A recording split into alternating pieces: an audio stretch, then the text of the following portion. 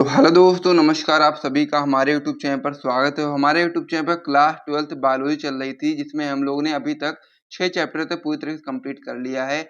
आज हम लोग एक नया चैप्टर स्टार्ट करने वाले हैं, जो कि आपका क्लास 12 बायोलॉजी का 7वां चैप्टर होता है एनसीईआरटी के हिसाब से, जिसका नाम होता है विकास।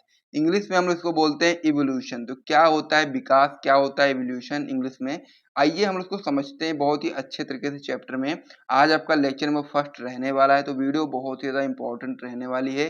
बेसिक चीज़ों के ऊपर हम लोग इस लेक्चर में बात करने वाले हैं, जो कि आपके लिए बहुत ही ज़्यादा महत्वपूर्ण रहने वाली है।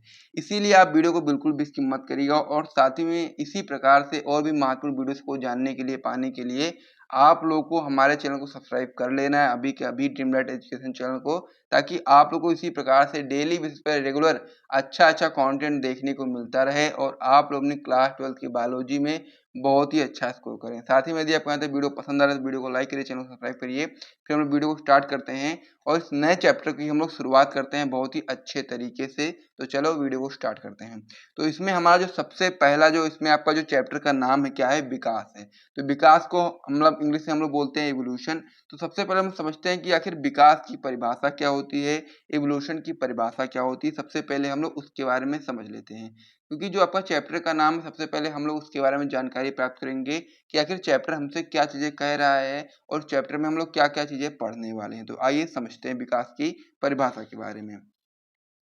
तो यहाँ पर आप बताओगे कि कम विकसित जीवों से अधिक विकसित जीवों में परिवर्तित होने की जो प्रक्रिया होती है, उसको ही हम लोग विकास बोलते हैं। यानी कि कम विकसित जीव से अधिक विकसित जीव में बदलने की जो प्रक्रिया होगी, उसको ही हम लोग विकास बोलेंगे। एग्जाम्पल के रूप में आप लोग समझ सकते हो कि हम लोगों का जो कह सकते हैं कि जब उद्भव हुआ था मनुष्य का, तो आप लोग सबसे पहले जब जाओगे तो वहां पर क्या थे, आदिमानव लोग रहते थे।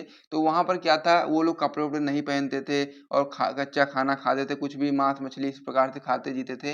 लेकिन आज के समय में हम लोग का इस प्रकार से विकास हुआ है कि हम लोग पास हर एक चीज है, कपड़े वगैरह सब कुछ हम लोग पहनते हैं, ठीक ठाक से ढक ढुक के रखते हैं, और साथ ही में खाना वाना भी हम लोग बहुत अच्छे तरीके से खाते पीते हैं। तो यही चीज विकास है, यानी कि उस समय से हम लोग इस प्रकार से विकसित होते चले गए धीरे धीरे, और धीरे धीरे हम लोग के अंदर थोड़ा थोड़ा विकसित होते होते हम लोग इस प्रकार से हो गए। पहले के समय में हमारे शरीर में जो कह सकते हैं आदिमानव का शरीर होता था, उसमें बहुत सारे बाल होते थे, लेकिन धीरे धीरे अब बाल कम होते चले जा रहे हैं। तो ये सारी चीजें क्या है, विकास के अंतर्गत ही आती हैं, कि कम विकसित जीव से अधिक विकसित जीव में परिवर्तित होना ही आपका विकास कहलाता है। तो ये समझ में आपके आ गया होगा। दूसरा पॉइंट आपका इसमें होता है कि यह बहुत धीमी गति से होने वाली प्रक्रिया है।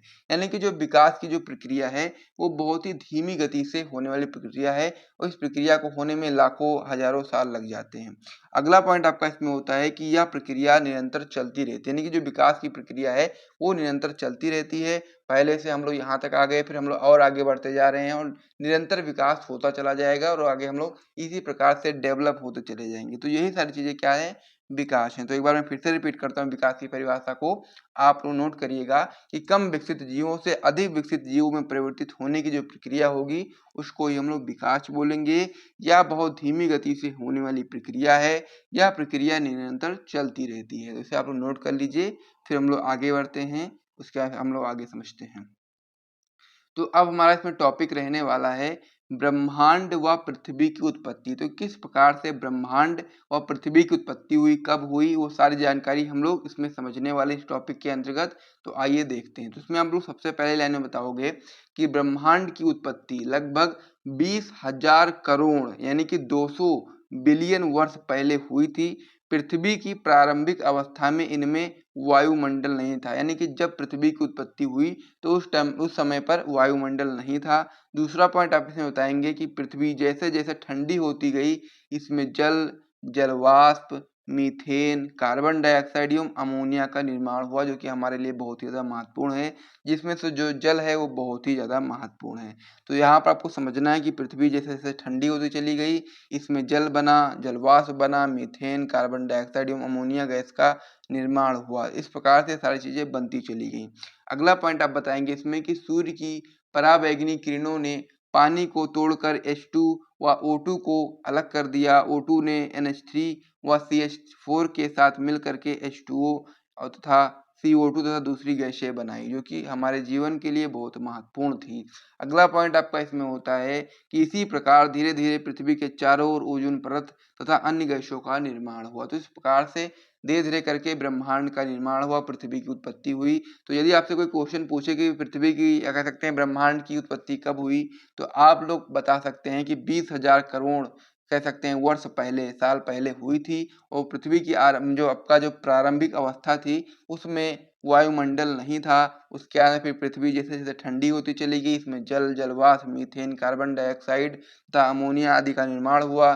सूर्य की पराबैंगनी किरणों ने पानी को तोड़कर H2 व O2 को अलग कर दिया। O2 ने NH3 व CH4 के साथ मिलकर H2O तथा CO2 तथा अन्य गैसें बनाई। और इसी प्रकार से धीरे-धीरे पृथ्वी के चारों ओर ओज़ोन परत तथा अन्य गैसों का निर्माण हुआ। तो इसे आप लोग नोट करेंगे, फिर हम लोग आगे बढ़ेंगे, कुछ पॉइंट और भी समझते हैं।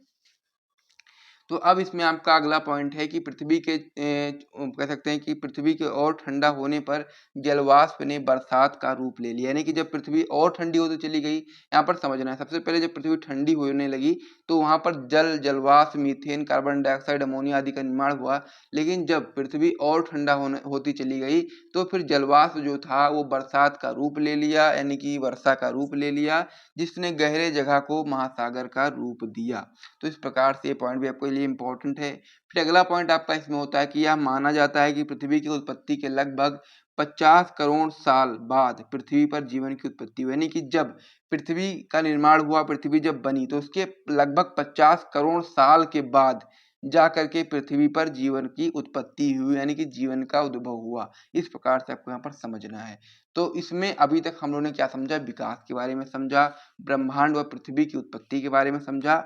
अब हम लोग समझते हैं जीवन की उत्पत्ति के बारे में, क्योंकि मैंने आपको ब्रह्मांड की उत्पत्ति कब हुई, ये सारी चीजें मैंने आपको बता ही दी, किस प्रकार से हुई, पृथ्वी का उत्पत्ति कब हुआ, कैसे हुआ, वो मैंने आपको बता ही दिया है। अब हम लोग समझते हैं जीवन की उत्पत्ति के बारे में, यानी कि इंग्लिश में बोलते हैं हम लोग इसको, इंग्लिश में ओरिजिन ऑफ लाइफ के बारे में समझते हैं, जीवन की उत्पत्ति के बारे में समझते हैं। तो इसमें आप बताओगे कि पृथ्वी पर आज जीवन जो है वो आज से लगभग 400 करोड़ वर्ष पहले प्रारंभ हुआ। यानी कि पृथ्वी पर यदि हम बात करेंगे जीवन की, तो जीवन आज से लगभग 400 करोड़ वर्ष पहले प्रारंभ हुआ। जीवन की उत्पत्ति कैसे हुई, इस पर निम्नलिखित सिद्धांत, यानी कि जीवन की उत्पत्ति के ऊपर बहुत सारे वैज्ञानिकों ने अपने अपने सिद्धांत प्रस्तावित किए। उनमें से कई सारे सिद्धांत हम लोग पढ़ने वाले हैं, जो कि आपके बोर्ड एग्जाम के लिए इंपॉर्टेंट होता है। और उसमें से हम लोग यहाँ पर पढ़ने वाले हैं 4 महत्वपूर्ण सिद्धांतों के बारे में। सबसे पहला जो सिद्धांत है वो आपका है स्पोर सिद्धांत, या फिर हम इसको बोलते हैं पैनस्पर्मिया सिद्धांत। ठीक है, इस प्रकार से आपको समझना है कि पहला सिद्धांत कौन सा जीवन की उत्पत्ति के लिए। तो पहला सिद्धांत आपका है स्पोर सिद्धांत या फिर पैनस्पर्मिया सिद्धांत। तो यह क्या सिद्धांत है, आइए इसको समझते हैं। तो कुछ वैज्ञानिकों के अनुसार अनेक ग्रहों से ब्रह्मांड में स्पोर नामक कॉस्मिक कण आए और पृथ्वी पर जीवन की उत्पत्ति हुई। यानी कुछ वैज्ञानिक ऐसे हैं जिनका मानना था कि अनेक ग्रहों से ब्रह्मांड पर स्पोर नाम का एक कह सकते हैं कॉस्मिक कण आया और उससे ही पृथ्वी पर जीवन की उत्पत्ति हुई। इसको ही हम लोग बोलते हैं स्पोर सिद्धांत या फिर पैनस्पर्मिया सिद्धांत। तो इस प्रकार से पहला सिद्धांत जो आपका था वो यही था कि कुछ वैज्ञानिकों का मानना था कि अनेक ग्रहों से ब्रह्मांड में स्पोर नामक कॉस्मिक कण आए और पृथ्वी पर जीवन की उत्पत्ति हो गई। दूसरा आपका सिद्धांत इसमें आपका होता है स्वतः जनन सिद्धांत। तो स्वतः जनन सिद्धांत में क्या बताया वैज्ञानिकों ने, आइए समझते हैं कि इसके अनुसार कुछ कपड़े, रोटी के टुकड़े से चूहे जैसे जानवर स्वतः उत्पन्न हो जाते हैं। मीठा या तरल खाद्य पदार्थ डालने से मक्खियां स्वतः उत्पन्न हो जाती हैं, परंतु यह संभव नहीं है। ठीक है, ये चीज आपको समझना है कि स्वतः जनन सिद्धांत में क्या चीजें बताई गई। इसमें बताया गया कि इसके अनुसार जो कुछ कपड़े दिन में छोड़ दें, चूहे के टुकड़े, रोटी के टुकड़े छोड़ दें, तो चूहे जैसे जानवर अपने आप ही उत्पन्न हो जाते हैं। ये चीज आपको पर समझना है कि यदि हम लोग कोई कह सकते हैं कपड़ा या रोटी का टुकड़ा छोड़ देते हैं तो उसमें चूहा अपने आप उत्पन्न हो जाता है। मीठा या तरल खाद्य पदार्थ डालने से मक्खियां अपने आप ही उत्पन्न हो जाती हैं, परंतु यह संभव नहीं है। आगे बताएंगे इसमें आप लोग दूसरी लाइन में कि लुई पाश्चर ने स्वतः जिन सिद्धांत को गलत साबित करते हुए जीवन जीव उत्पत्ति अर्थात पूर्व में निर्मित जीव से ही नए जीवों की उत्पत्ति हुई होती है का सिद्धांत प्रतिपादित किया और प्रयोग से सिद्ध किया। यानी कि क्या हुआ था कि जो यह स्वतः जनन सिद्धांत है, इसका कहने का मतलब ये था कि अपने आप ही नए जीवन का कह सकते हैं विकास हुआ। लेकिन लुई पाश्चर जो थे, इन्होंने स्वतः जनन सिद्धांत को गलत साबित किया और जीवन जीव उत्पत्ति अर्थात जो जीव पूर्व में निर्मित है उन्हीं से नए जीव की उत्पत्ति होती है का सिद्धांत प्रतिपादित किया और प्रयोग से सिद्ध किया। अब क्या क्या चीजें प्रयोग करी उसको आइए समझ लेते हैं। तो इसमें इन्होंने क्या किया, इन्होंने 2 फ्लास्क लिए जिसमें मृत ईस्ट रखा। एक फ्लास्क जो था वो खुला रहने के लिए रख दिया और जबकि दूसरे फ्लास्क की गर्दन को गर्म करके यह आकार दिया और इसे जीवाणु रहित करके आगे से बंद कर दिया। उसने अपने प्रयोग से पाया कि जिस फ्लास्क को खुला छोड़ा था उसमें रखे मृत ईस्ट में नए जीव उत्पन्न हो जाते हैं क्योंकि उसे जीवाणु रहित नहीं रखा गया था, नहीं किया गया था, जबकि दूसरे फ्लास्क में जीव उत्पन्न नहीं हो पाते क्योंकि इसमें क्या था कि उसको बंद करके रखा गया था, इसी वजह से वो उसमें जीव उत्पन्न नहीं हो पाए। लेकिन जो खुला हुआ कह सकते हैं पात्र था, जो फ्लास्क था, उसमें नए जीव की उत्पत्ति हो गई। ये चीज आपको समझना है क्योंकि उससे जीवाणु रहित नहीं किया गया था। तो इस प्रकार से पॉइंट आपके लिए बहुत ही ज्यादा इंपॉर्टेंट है। एक बार मैं फिर से रिपीट करता हूँ, आप लोग नोट करिएगा कि इन्होंने 2 फ्लास्क लिए जिसमें इन्होंने मृत ईस्ट रखा। एक फ्लास्क जो रखा था उसको खुला रहने दिया, दूसरे फ्लास्क की गर्दन को इन्होंने गर्म करके ऐसा आकार दिया और उसे जीवाणु रहित करके आगे से बंद कर दिया।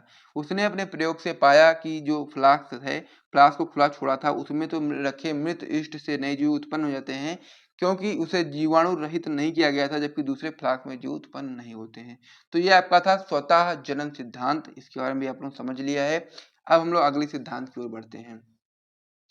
अब इसमें आपका जो अगला सिद्धांत है वो आपका होता है ओपेरिन हाल्डेन का सिद्धांत। तो क्या होता है ओपेरिन हाल्डेन का सिद्धांत, तो आइए इसको समझते हैं। इसमें आप बताओगे कि सिद्धांत को रूस के वैज्ञानिक AI ओपेरिन और साथ ही में इंग्लैंड के वैज्ञानिक JBS हाल्डेन है, इन्होंने प्रतिपादित किया।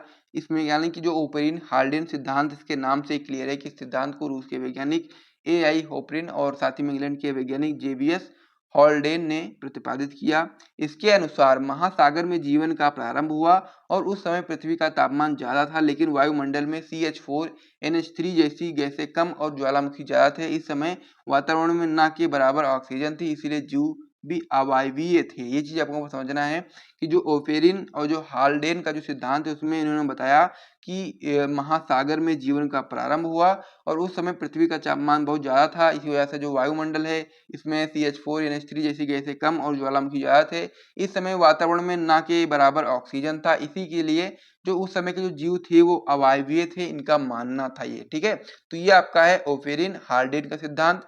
अब हम लोग समझते हैं अगले सिद्धांत की ओर जो कि आपका है मिलर का सिद्धांत। तो मिलर के सिद्धांत में आप बताएंगे पहले पॉइंट में कि सिद्धांत को ASL मिलर ने 1953 ईस्वी में अपने प्रयोगों द्वारा सिद्ध किया।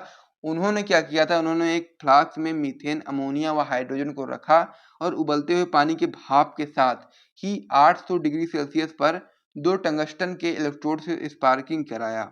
इलेक्ट्रोड को इन्होंने ऊर्जा के स्रोत से के रूप में लिया था। ठीक है, फिर आगे क्या हुआ, प्रयोग के 18वें दिन फ्लास्क में जो द्रव पाया गया, ठीक है, जो आपका 18वां दिन था उसमें जो फ्लास्क में जो द्रव पाया गया उसका विश्लेषण करने पर उसमें ग्लाइसिन, इलेनाइन व स्पार्टिक अम्ल जैसे तरल अमीनो अम्ल पाए गए और इसके अलावा फार्मिक अम्ल, एसिटिक अम्ल, ऑक्सेलिक अम्ल आदि कार्बनिक अम्ल पाए गए और साथ ही शर्कराएं, नाइट्रोजन क्षार व वर्णक भी पाए गए। तो इस प्रकार से इन्होंने प्रयोग किया था जिसमें इन्होंने 18 दिन के बाद देखा तो फ्लास्क में कुछ द्रव पाया गया, उसका विश्लेषण किया तो पता चला कि उसमें ग्लाइसिन है, एलेनाइन है और साथ ही में स्पास्टिक अम्ल है जैसे कि सरल अमीनो अम्ल पाए गए और साथ ही में इसके अलावा फार्मिक अम्ल, एसिटिक अम्ल, ऑक्जेलिक अम्ल आदि कार्बनिक अम्ल पाए गए और साथ ही शर्कराएं, नाइट्रोजन क्षार व वर्णक भी पाए गए।